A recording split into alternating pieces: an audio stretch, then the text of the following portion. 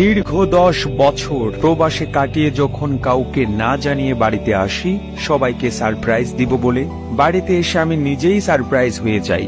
কারণ আজকে আমার ছোট ভাইয়ের বিয়ে, অথচ আমাকে কেউ একবারও বলেনি। আমি বাড়িতে আসায় কেউ খুশি হতে পারেনি।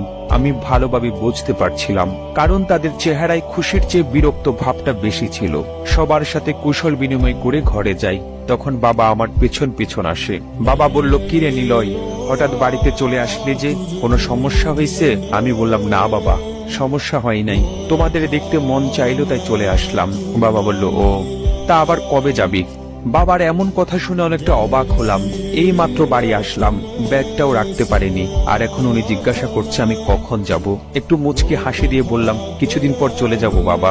বাবা বলল, ও এখন না এসে কিছুদিন পর আসতি, এখনো অনেক লোন পরিশোধ বাকি আছে আমাদের। বাবার কথা শুনে কিছু বললাম না। তখন মা বলল, কিরে বাবা, চলে আসলি কেন, কোনো সমস্যা হয়েছে? আমি বললাম, না মা, সমস্যা হয় নাই, এমনি আসলাম তোমাদের দেখতে, তোমাদের খুব মনে পড়ছে তাই চলে আসলাম। মা বলল, ও আচ্ছা, ফ্রেশ হয়ে আস, আজকে আবার রাকিবের বিয়ে, তুই যাবি না তোর ভাইয়ের সাথে?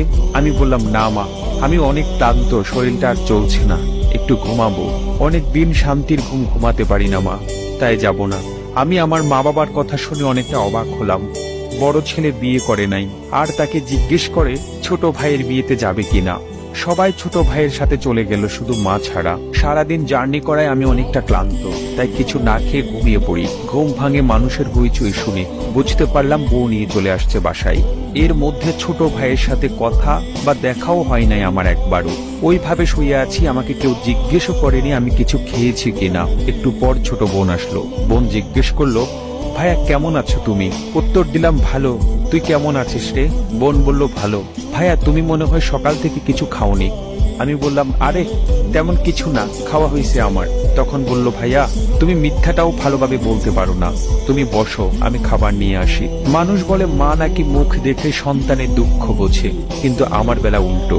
আমার আম্মুর মনে নাই আমি বাড়িতে আসছি। এতক্ষণ যার সাথে কথা বললাম সে হলো আমার ছোট বোন, একমাত্র আমার ছোট বোন। আমার চেহারা দেখে বলতে পারে আমি কি চাই, তাই তো বুঝতে পারছে আমি কিছু খাই নাই। কিছুক্ষণ পর খাবার নিয়ে আসলো। বোন বলল, ভাইয়া খাবারটা খেয়ে নাও। আমি বললাম, বোন বলল, ভাইয়া একটা কথা বলি। আমি বললাম, বল, কি বলবি? বলল, আমার হাতে খাইয়ে দিব তোমাকে। আমি মাথা নিচু করে বললাম, দে, অনেকদিন হলো কারো হাতে খাবারে খাই না। তারপর ছোট বোন খাবার খাইয়ে চলে গেল। রাতের বেলা সবাই আমার ঘরে চলে আসলো, সাথে ছোট ভাইও ছিল। আম্মু বলল, নিলয় কি নিয়ে আসলি আসার সময়, আমাদের একটু দেখা। উত্তর দিলাম, এনেছিলাম অনেক কিছু, কিন্তু কাকে কি দিব বুঝতে পারছি